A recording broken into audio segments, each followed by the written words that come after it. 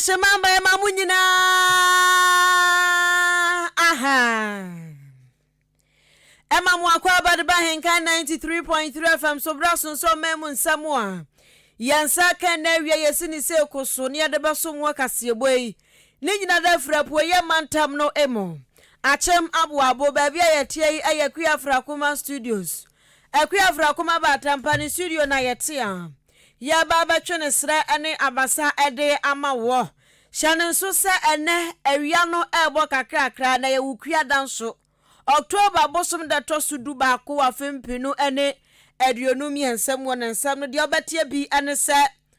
owura general mosquito ade atudwa ya wo kirebu se jemensa montan no na ne ye na enya papa ensam bi abetie biem ene se omampani nanado dankwaku fado akansem de agu woma awiesku a womosom aban ansana woma pa adwuma ne nzum ye ka se demonstration fu franso jejeba hwamu na de ba Kasiebo mu chenwaso amani ababe kansa no paye finkra mumpuni mantemu ene se hotel baako wom sori no paye sabi besi brani baako gomo kunu ya ewo ehonomo na yama ne boni di munsem ebeba abusuan sam na fufuro ka ho na yesi adwade baba so mu na awiei na mayafa seda Emma Rich Electricals afen kufata moto so sika showdown walker eba so achim da asenema so across achimansa any brim south ne achiase womsu munsem yedinam de achi e Facebook and YouTube obehwa Ahenkan 93.3 FM chirewadwen yebekenkan na edi ama ofenchim anase fo adwenchefa 0533 898915 0533 text message and WhatsApp yebekenkan amount anase kai say information centers bro aduonum kwaduosia ebi ewo bono mantemu ebi wasante mantemu na dodo na ewo epoye mantemu me medin edikwaku anin kusi buadumene afia ampofowa afi nsam ni nkyeremu anin fitiase eni Ahenkan FM wate wasum woma empempi womko school pon outdraw ananto so school outdraw said bi ombenya abodin kraton betumi agina so anya nimde bi ede apa adwuma ewo oman mu no empempi ya na dodo na free university ebi free colleges ebi free memi awdo bebre teacher training nursing colleges ni de ka ho wom wi a ewo se wom koye adwuma na schools bi sanso eye empempi wom ye aban adwuma na aban atua wom ka na amamra na se hye da one se oman mu se uko school bi san wie na uwie na bibia tutom wie na opon ho free school nu nchen a ewo se wosom oman no emfie baako enti afi baako na wosom no yese wo ye national service anas for the yom kan me rotation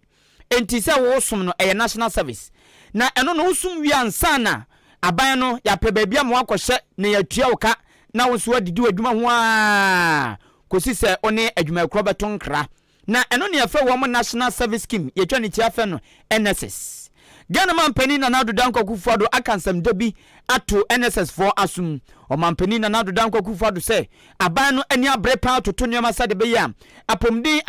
national health service scheme for no NSS for no womo be hye nyama ama womo adwumadi awodro bi nsakaye abam kra se de ehu ebinum se so womo kwa akoye service ya yesoma soma womo dia ne se adwuma bia ohwe anu odin ne de ka kan ya de womo na be ye no omampani na nado si dabi eni kwanse ehu ni sa na womo toto nyama aban no ade nyama agu akwamu se de be ya National Entrepreneurship and Innovation Program ye twanitia FNNEIP ene Ghana Enterprises Agency GEA You Start Program Commission for Technical and Vocational Educational Training and also CTVET womu ni na no womu na abeka bom na national service foi womu atumi afa womu na ase ama womu dwumadi a womu die se womu osum se national service for no womu so atede kakra e wonoma outdrawn kitinkiti bi ho omampani na nado dankwaku fado e de nsem weni na tudwa wa abra na dwumadi bi ekoso ye golden jubilee anniversary a ekoso na national service scheme for abochenku e wo University of Professional Studies Accra UPSC ena Ghana mampani na nado e de sansem weni na ekotu dwa nti o kire se de national service for mudwumadi etie no ensakraye ebem kra. My government since 2017 has engaged young people, including national service personnel, in intentional, productive, and constructive ways. These include the National Entrepreneurship and Innovation Program, NEIP, the Ghana Enterprises Agency's GEA U-Start Program, and the Commission for Technical and Vocational Education and Training, CTVET. Looking forward, the NSS is poised for comprehensive transformation, recognizing the evolving global landscape and the imperative for sustainable development. My administration is committed through strategic organizational development. The scheme will transition to a dynamic agent, molding young talents for the workforce. Subsequently, a draft bill will be developed and laid before Parliament for consideration. This draft bill aims to transition the scheme to the status of an authority, providing a legal framework for the envisaged deployment for employment D4E model. Eni amuti ye Ghana mampeni nana adoda nkwa kufuado. Jankwa yanim ewa premtobra akan Kasiebo no emwe. Ghana hanu se yabatuo ensenka yemu no. Yawo kwobon mo yefra wamu Interparty Advisory Committee. Yaye twani taw efra no IPAC. Na IPAC fuaju mediele se Ghana ha yetia no yawo CPP yawo PPP yawo GFP yawo agum yawo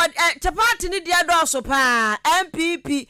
NDC ni dia kekeka ho wo nyina na kam hubo mu bua eye IPAC no chasa manyoku ewo krom ha se no mu ekuo no na wo mu dwumadie ne so mo bua ma Electoral Commission dwumadi awodro ekoso ma wo mu nyina kwatena se table ba ko ho omatoato adwene afa eye abatro nsenka ye ho entuhwe IPAC no a efia Electoral Commission fo dwumadie ho se bibi ba na se efa abatro ho nsenka ya ene na Electoral Commission ne eye amanyoku awodro a ewo IPAC ko nimu akodi ahyiam na afomato ato adwene de nsama gugugugu nsania ni ahwesa so we ye di be amanyokufo no ene amanyoku awodro no mobodwo so ana enti sa IPAC ko adia ye eku a eboa eho na amanyofo na momamanyoku awodro so ekire wo madwene ekire isi no so ade we dia de to ankeye abato aye ko ye ni se ni emfa ha ne ensen ha ne enkoduru ha se chen na aboa na sa IPAC 2020 abatro ni kwa awie ya mechira fimpinu ni aduro no abatro ni ya tam kokromoti ekwadi ahimu ankrata so koyi mampani ni mrashebedwafia mrashebedwafo awodro no ene anyasem kuma ya wie ya no na ND samanyo kwanse wo mo nti bibiase wo mo nam so de asem no kopiem Supreme Court ni agigu amoso na oho na akoye calculation kobo calculator eni ese die benti ti ade ni jigui wa maba ya omati kwa paise ekum omuso omu nyankwa IPAC ni biem enu nti ya kase 2020 ni moton NDC mecha National Democratic Congress wo munsi IPAC meeting bia ase biem na nanu ada krampo no wo mo ne aloyafo ani ajagefo wa manyokonum ko hia wo epoemantam ha se ma Akane pania no ono ene da bato nsenka yeso o ka kire wo mo se osre wo mo a owura fari jan ka chom so omonko IPAC na IPAC no kwa utimi kire wadwen ema eboa nti wodi osre wo mo so omonko na bapetu amufu wie yase yante hu kutu nte ho bede ene etie chairman titina ni Adema National Democratic Congress aya onimonyafo Johnson asiedu nketia General Mosquito Chairman General wadi ababetu joya wo kire mu se sa Interparty Advisory Committee IPAC no eyese bia ND samanyo ko no ho adwo se kwakwaben akokwa abom to pampers ni brezi ato mo to so dabi ade bi koso wo IPAC meeting ni mu a emwa kura no nti enenei wo mu se nyanto anyantua wo mu nyanko biem kura ese ani ahu anya tan enu nti wo mu te wo mu ba bi adwene wo mo ho na watu ne samso no kire mu se hwe enanu ada abatro ya yase ye bekwa kwato 2024 any voters registration fufure ya nkofo ye Electoral Commission ye ha waso wo mu NDC for de omo so omo de omo nkobiem nanso amanyoku nketenkete na aka no a wo mu de omo da bia mo ti IPAC meeting ase na wo mu committee no omote se NDC fo ade isi kwakoto sa amanyokuo na amode da bi omotimi ase ro munyina de omontoma abebo NDC fo ntoma no ase so munyina agina koto ebeso omotwe electoral commission no so na omotwe na atwe no ase ne be ya ne gina ahodo bi a wasisie no ebetimi aba fom no obusa se adenti anasa amanyokuo yi wo meba beka NDC fo ho na wo munyina akwakoto wo se he wo mudi o magya ko omunkwo biem na kwa omunkwo biem so maka kire mu a wo mo ho ato mo papa kwa omunkwo biem no esan se yesi bibi di ipack ya eboa mama nyokuo awodro wo krom ha se timi kwotena se etoato adwene na se kwoto adwene wie ne ase ya mfa na nyansa be na ewomu enti wose amanyokuo nom dede bia mote wo no omoko no enanu ada abatuo ya eye voters registration ya kosue omo cheda kwotena ase ma amanyokuo awodro no eka che electoral commission se electoral commission yesrawo registration for polling centers stations ahudro mu se ne be obia betumi ato abani bie ama chese wonom age tumu honom electoral commission gi tumu koli yaje atum yate yanya ne district offices omuti wo mani no na ma me jemensa baba womo de nkrata babonti omo chese eye offices ahudro mu en womo yanti se wote be kampa na wa ma krom amba ya registration na 2024 abato ne ye pepe untimi ntubi enu nti anasa amanyoko nkitinkiti nyina da wo mu nyina de wo montoma bebo eye NDC fo ntoma no a enei wo mo epre attention enti wo se wo mo NDC fo kwa mo nkwa ne de emfaso abaso wo mo ho ato wo mo wo ma didi aye se totototwe se wo bekwa akotena meeting ase na abeche se wade na nkwa benkum na odasani ohintadua kire gina ho o se twa fecho enti no kwa mo nkwa ipack ne asem ni nyina da enie aya onimonyamfo Johnson asedu nketia etwa ne nsam so ene wo ba mane achem se ene ya ti heye se electoral commission titira ni mami jemensa ene ne dom aba bonte abeka se ipack no de entia yete ya ne se ye boa ema ye nyina ya to adwene ne ma boa ma abato nsam akonanim ntie fiti na ekọ ya sesan ya adwen mo de adwen ba ye befa mode adwen ba ye befa dia adenti why not NDC fo betia sikinken se wo ene no mbeka wo kire mbekwa ipack meeting na se yente hwe na electoral commission ba bontim beka se ipack ni trimu pono isesi ade ya adwuma dia hwan amanga adwomodwe omo betna moto so atena trafia esan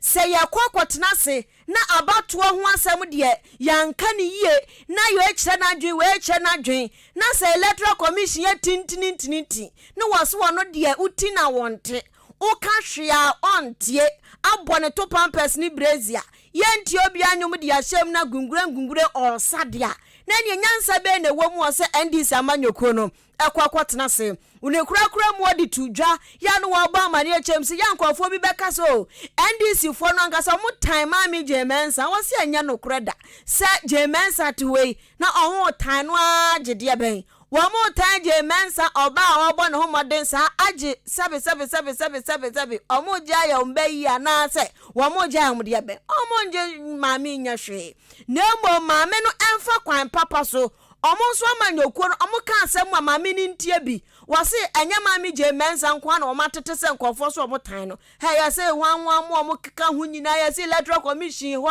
atna ya ho eni emu adwumayefo nyina NDC fo tan wo mo eno nso wase anya nokre na emom oya de pa ubenya danfo bebre. The political parties that have been attending IPAC, are they not the ones who are joining us now in court against what the Electoral Commission has done? They went to IPAC, learned about what to do with the voters registration, and everything they decided upon. The Electoral Commission came out to announce the opposite of whatever they have decided. And so that is why they are in court with us. So between those who went there to waste their time and those of us who didn't go, we use our time to do something else. Who has benefited and who has lost something? If the motive behind IPAC is for us to go and seek consensus, and you have come to the conclusion that that consensus cannot be sought at the IPAC. You are wasting your time going to sit there. If it is announced that now IPAC will be a consensus building forum, tomorrow morning we will be there. So we are not saying that we hate IPAC or we hate Jim Mensah or we hate any other person. Nipa wuti ninkai ayetitina ni national chairman Adema National Democratic Congress any this yamanyoko Ura Johnson esiyedun ketia General Mosquito enche bia na kane soafa na ohwe emonte miamia eso onumnya for doctor Kwabena Frempon Boaten de amane beto dwa na amane ne nsem ewom ni sei empenfo bi Ghana anu sei ya obekọ mansin awdromu mantem awdromu abeto abeso awdromu na wo mani dem obekọ no apọtwe na no na oka galamse nyo aban mpesa ye na ya kutia enzo boa anoma kokonekone okọ enso na tifi ko na no aba na afọ bebisa ozu wo mu na ya galamse ni bi na amane a ode ba abonten so ocheche mu obia de ntia oye bia ene ni nyina so ocheche bibia mu asama obenfo Frempon Boaten de baba tu dwa no ene ya yempotemi akra mpenfo bebredin pepi mu eme bi be yi ano de kekan sa nya wan ka hwe ne beka se ne kure ibi be yi ano a ne de keka ho a asem no akodu Attorney General anim Owura Godfred Yebu Adame ono aso ene ye so afo hwe pelepele yeso na eno ena panyini ko hwehwema no de amane ne susue bi aba betudwa afa Dr. Kwabena Frempon Boaten na amane no ho na amane ba betudwa no ena private legal practitioner Martin Pegu ababontenche se Owura Godfred Dame ye nipa bi a oyaye enwoma katasumu muaso esanse ose amane ni susuhu a Owura Godfred Dame dia babetu dwafa Professor Frempon Boaten amane no ose nye no kre ena afinsu enwie endimu aswo twanisi ena oye bibu kata enti oka cheni plain se asam no feche ne senka no kre wom na baby osomde to wom fanto katasumu muaso wom ayo madwen so mpeso mo ye ewo saa mania of Benfo Professor Frempon Boaten ede babetu dwa no wom hwe enyai Owura Martin Pegu eton nsem no say amanie ba yei enzonso ankase awdo bia wo manmu river ofin ene miamia awdo bi nini na empenfo bi din wo ma saa kwaye bia dedada apramprama forest ene miamia awdo bebre no wo ma didi ma se nneoma bebre wo saa miamia awdo na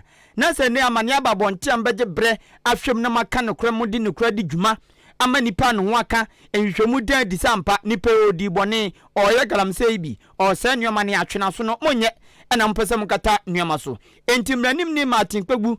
eto enchia ama Attorney General Owura Godfred Yebu Adame se na mane ni nsusu odi ababetudwa no enwie mu die enti no nhwe na onye ne ye. What I'm interested in is this. The distraction to the forest. I can't agree with the Attorney General that there's no evidence. So, the forest was destroyed, Kobro Forest and the other one. So, the distraction that CJ Alaska is said to have done, did it happen or not? I don't see the opinion talking about that. What I expect in respect of the distraction to the forest was that they would say they've gone to the field there, they've checked the forest out, and so they find a distraction. And if you find a distraction, the next thing is to find out who was there at certain periods that Frempon Boaten mentioned. If we find that it was CJ Alaska that went there and didn't have the permits, you take on CJ Alaska. Did you see in the report any question of whether there were permits, CNJ Alaska going to the forest, and whether they had permits? None. So I'm telling you that this report is incomplete, totally incomplete. So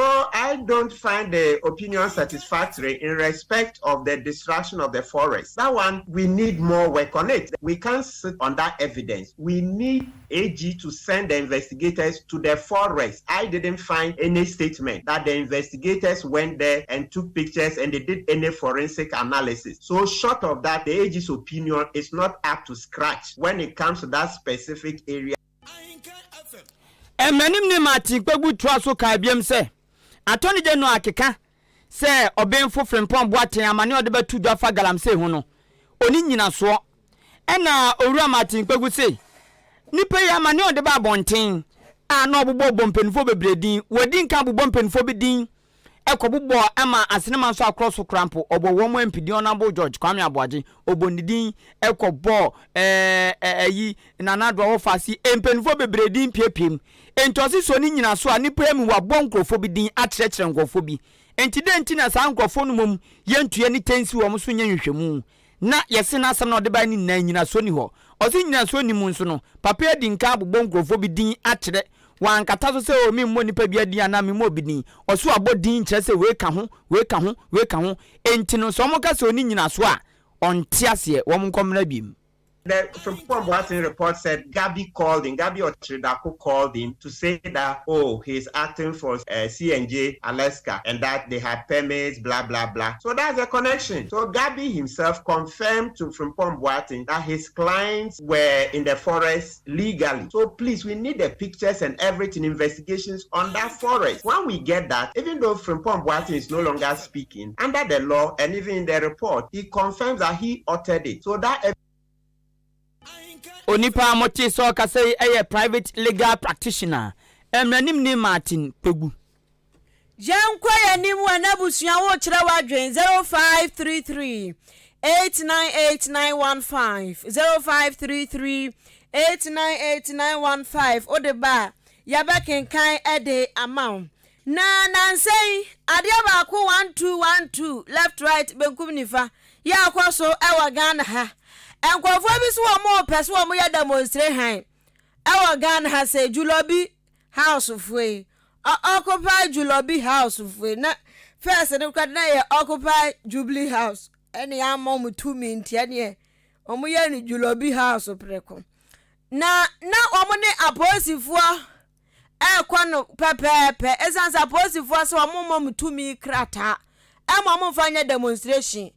na ube demonstration so a Jubilee House Ghana bankesie baby na nado danko akufuado ochima mpiesie di ote Ghana abenja so Ghana man pani dabre ehwo na wo kwa demonstration die said ye benti di aposifo ama ho kwan ma omofo so ya kura no aposifo twetwe bi to esese bi kogu mu kwatwirim omkoda asabi omodwonso ho enti da nya asam ketwa na sanyo na akoso ya kwa demonstration nanu so NDC fu anso so amonso ko Bank of Ghana asase no police fu ka kiro mu se Ghana ha se ye ku ensansa ma sori wa West Africa ha se nti omumo obi akwan so won kɔ hɔ eno so hu semprekese nti akwa ye se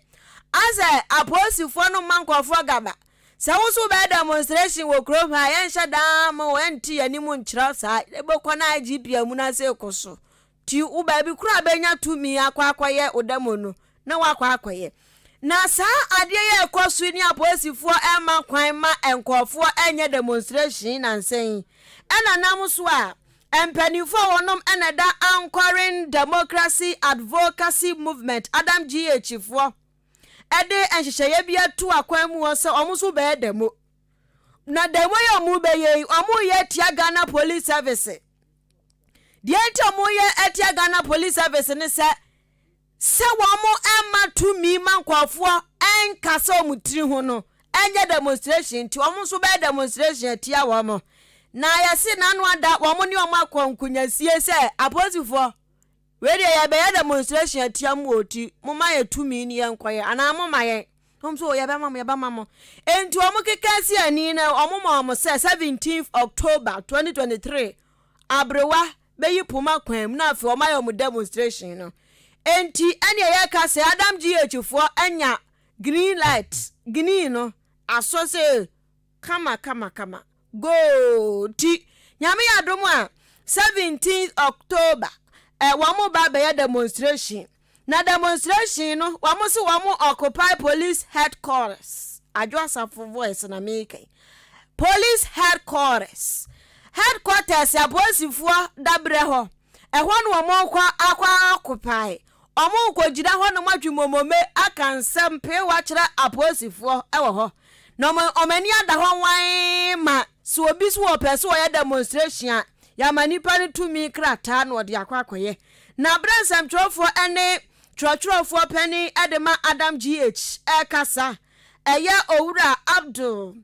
Salam Abzubila Emmanuel ya no kasa no wo kire mu ba mu se nyame anim no kurani esi ensuo atapo nkire ne awaje wa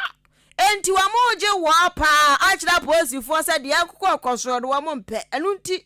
ena omo ba demonstrate han no na tumi aboa ama Ghana fo nso atimi ahenham akase omutiri ho ni ankoyi ye ayibone woto anensam so biem no wo kire mu kwan awodra wo mo fa so na demonstration no abaso wo kire mu se wo mo shaase afri as usual obra sport demonstration bi ebekoso wo kroma bia am starting point ayo obra sport ho no mo shaase afri sekre o wo mo wura mu ayi Poloma Hotel Wako Sankara Interchange wa Santine Police Headquarters. And womo kwa police for atina ya kesiem. Na when wasi womo shani mwase amanywia swafo any IGP no amu. Womo nyina beshe. No maje womo nsabo makuche gu nkrata so no mo kenkan no hu de womu a womo timi ahwe mabambonsam ayre pampe taitepete. Kofata Motors bia ya American farmer se Kofata Motors se obomodia se onene dinsa woso a ene obehwe na engine bia ope bia no wade hudwuma kama de amount me pacho engine type be na ope bomodia se obetutumrika akokofata Motors ewo aboso kan na oneno akwakodi ensa woso ope V8 engines ope Nissan engines ope spare part engines Sonata Toyota any car bia engine and spare part Kofata Motors obehwe no wadu dwuma kama edi amount me pacho car de no engine car de no engine entino se upe bia for 0302 689 689 0302 689 689 na wone no edinsa woso afi Marshall Beauty and Training Center Marshall Beauty and Training Center ono so onene kasa ana wo ye oba wo ye bema opeso pedicure manicure peso boti makeups obekokufat Marshall Beauty and Training Center na one no akwa kodinsa woso na etresta bia peso bobia obebo amawo ena afi so so obi ono no peso sua adwuma na ode ne kɔ Marshall Beauty and Training Center obechro kama brikuma bintem na wamawo abodin krata a obetum dia yadwuma Ghana fana ba bia ena empo obi man so na wonsu wanya onsa no adwuma na wadidin kakra na wona wo sen no enti Marshall Beauty and Training Center achimoda traffic junction Eko Community Nursing School mo no ma kwantempo no so ena obehu no ti gene number ya na ne na dinsa wo so uofia door to door service oye 0208 309 581 0208 309 581 ana 0244 171 667 0244 171 667 na one Marshall Beauty and Training Center edi ensa woso nyame bo abosumi eba besim Ghana mensina odomu beyede esanse amanyoko kase baako a ede NPP amanyoko won beto aba ayinipo bedi party nanim akwako ewa afimpinu ene adunu nan na eno nam so penyinu baako opriso betu franka Asen Central mrahye bedwani onumnyafo Kennedy Japan na ode nanteho ayehye so miamia wodo bebre waibu wonkran waibu okumase aba betodwa se saa showdown work no onumnyafo Kennedy Japan ye no odibi ba ewo achim odan na we no mo amo achim so aduro achiase akroso manso asene ofuansa yirebi abetompeso so nyina mu hia ewo achim odan na showdown work no akoso kama timpacho da no 14th October memeneda ebesi memeneda ti diempenifo ka cho ne se enyu mfrim fa ho jim na showdown work no onso nante ho bi kobi na bibia ni na sa won tia se opeso bisa efa showdown work yin ho a for 0546 471921 0546 471921 na woni showdown work empenifo endings awoso 14th October sheneso na brabi Rich Electricals wamonso eba no light honi omo mutunton bi enu nti light honi omo bi a wo pe bia no eya na wafre wo mo wonom ewo standing fan so omo tonton enunti wo pe small medium larger na wa huki wo mo ma fan ni bi eyese wo solar fan nyina wo ho omo ton bi tonton bi nti ya na wakọ akwaje wo de akoto de ne ba na light no so chandelier lights type bia ne colors bia wo mo wo bi pop light corner light ring light wall light solar de ne de nye solar switches ahodro wires plugs sockets ne de ka ho nyina wonum wo bia t extension boards nyina wonum wo bi light ho dwumadie nyina ya wudi ewo fie no mesraw ho aka de no rich electricals ho na wo se wo kro na womo ewo oda estate omo ben wo green pharmacy eno nti mesraw ya na wafre womo ewo 0591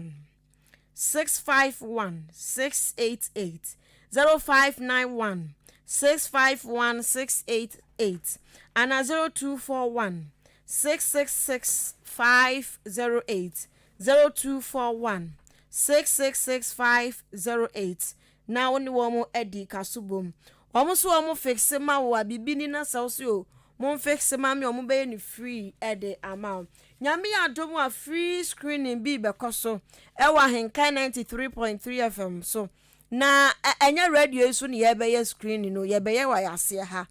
we no Jubilee Hospital for na Ahenkan FM akatumu a yede sa adwumadie ba ye wo enufo manti munti bra be check unufu nim se djua bi dam kokrame a ye ka ho asem ye bi atomu a na afa wahunu 10 ahwe ape eno aka ne sen ano puma sibre na timi aboantem 27th October 2023 ewa Ahenkan FM yanim ha ya ena adwumadie no eba so ye toa awia pem tobre akan kase no so na putuprama ne yesaka no pay free nkrampuni mantemu brono ba kwa di St John's ewo Ga East mensini mu ene se ba sibrani a ofri Nigeria a oyoba akoko na ne didie womunim amane achese wanya mfinsha be ye aduonu nson amane achese wanya mfinsha be ye aduonu nson 27 years eko 28 na ene se hotel ba kwa wo St John's one ma ede Paramount Hotel na wom susu se ehon ma kwakwa bia bia ase basi brafo yi ehwa na wom wo ha no mu dia 20 akwa so one man gaso no mu gu eye adwuma no enti so munya customer bia ho atipa na ne customer na ba no hu ye na okọ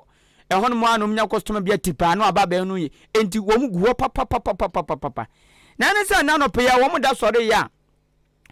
adwumefo wo hotel no mo se wo mu hu se moja ansoso dan ba kwa na de ye ka no wasemi anidi nya metodwa edan moja ansoso wo mu dan na no a pianti won go mu dwin se bia wakwakoyo ba de bia wabu ne nsa enti o ma mpanfi nanso wo mu yeso mu bie dan na edan no mu bie mie tv so sisu a kasa ena mo ko fantoku ati ko bie hwe ya empa enka nipa ne da so no enipa na so ena moja gusu se tem bed sheet blanket pillow suniani na adani moja se ta ena ewo dem won mo nti wo mu ti moja na kira sana oba no wo makunu ena nipa kra twena kwakodu baabi a wo mu dware Bathouse ena ode nipa na kwakohye na afina police for aba ho ya mani boni kofie so aton krama ye kire se afina police for bedi o mani bedi akiri na wo mahwe se empo ono ankasa na kunu na oprepre ya ko wuru adwaye ho ana obi na din na wusa e no twe nase ekọ adwaye ho no nti afina police for ayi asem no hwehwemu na amane a ya mani boni kofie so toma ne ye no ye ntie se de obo amane no fa ye na ye ntie se de asem no etiankasa ya esi awrewosem ewo Ahenkan St John's. Dunia kusimira se wotade wote ye no sa pepepe na tie obepie mo wo St John's ya no no wodo me kwa benya abato pesu aso a woga esiman sire ne mo a St John's kwan no ho pe ohwuni baby a Vision 1 FM dan no esina na chese eno hotel no ene Vision 1 FM dan no na ehye wo lidin a da hotel no so no eye Paramount Hotel a ente ya ye nya ne se empempi no sabio jantrafo na wamo edi atentwie e wo honom pa dodo na eye Nigeria fo na no pe ne nya nente yese yakumo bi eda ho se ne ahenkan kase yenye atesem ntino ye bo anan be pie mu wo honom se de ye be hu no kra e wom ampa me ba ye na kyese ababa wa sa wo hwe ne mfie no a owo be se 27 28 honom e ko ne di enyamba bonten ne mom ekoko ya wo ye Nigeria ni na no pe na hotel penifo no se omuhu se moja apetepete firi ne pono na no a de aba bonten to mompo de omuhu ye no no modwen se bia wabu ne nsa na moja na ye den aye no no mo se omo kwa akwhwe na rehosem ne se omko e na ya lock pono no a TV cramp no esiso a eye adwuma ewo edan ne inside nti ye na omotwe mpoma ne bie ye sliding glass ne bi epie na chese obi akunu yenka na saa obi edina memia ya yama empa wada so no moja pa anyuno egu empa no so nye moja ketwa na ohwe sumye so a eda so ni na moja nko a ohwe blanket na ode akata na ho fita eye moja nko na eda fom sede yesusu se obi na akunu no se saa na tie dia na chese nipa ne wie ye no ena wotwe no ede no kokoto adwaye ne hye edan ne mti wie no twe no ede no kokoto ho no ma moja na enyuno egu ho no mo pa mene wo kasa ye afei na aposifo a wono mo ewo Mount 7 district no aba bedura wo mo no mo crime scene expert ya wo mo hwehwehwe fom ho no edan na wodam no mpo no de wo mo nyewura ye afei na wo mo epese wo mo ye na wo mo rem na eno mu no wo mo hwehwe mu no mbema ye hu se obi na beku no ono na ku no ho anase de ade pote na ye no bebisa hotel mpenifo no mo kyerese o onye obi a ne ho wasem one other tenants ne tia somdue kwan so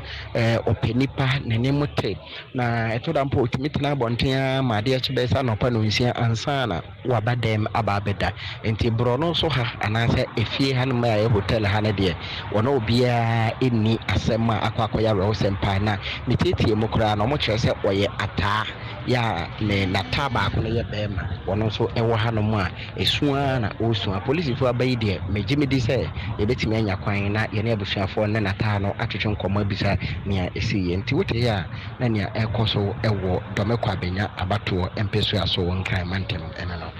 mo yedase eni nkyiremu we yamane boni kofi yesu mepa chaw amane kofi yesu bo ene awrewsama asi ane awonwasama asi ewo Paramount Hotel ane no St John's ewo Nkranga East Mansini mu no oba Facebook live Ahenkan 93.3 FM oba be unsa de amane oboy no etie ti empa no ena moja ayeso say tam ena asoso hono mo asoso hono mo anti ye ntwa na post for nya nhwemu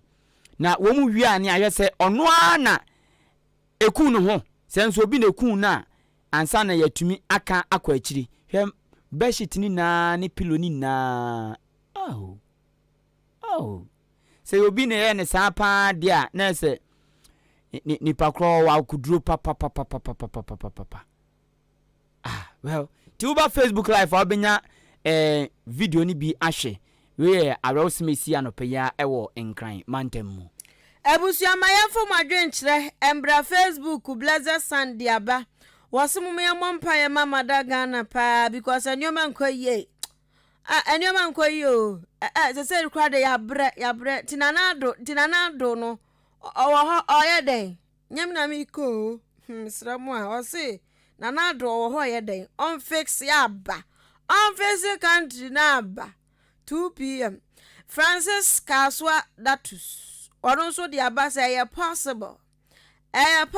so mbe break 8 no kwasi prime premier onon so ediaba kwasi premier wodi abaso wo hwe live every University of Education North campus inside Zoe publication Winneba was a happy birthday in common and so for John Aye of SLBC Uniback. Yo, yat ya waten so. Komenza pilatun so edi abase. 2 dame kwa benya constituency. 2 ana 2. Was papa kufuo ne ho kanfuo na wafiri mu ene no mudi ni 1 week o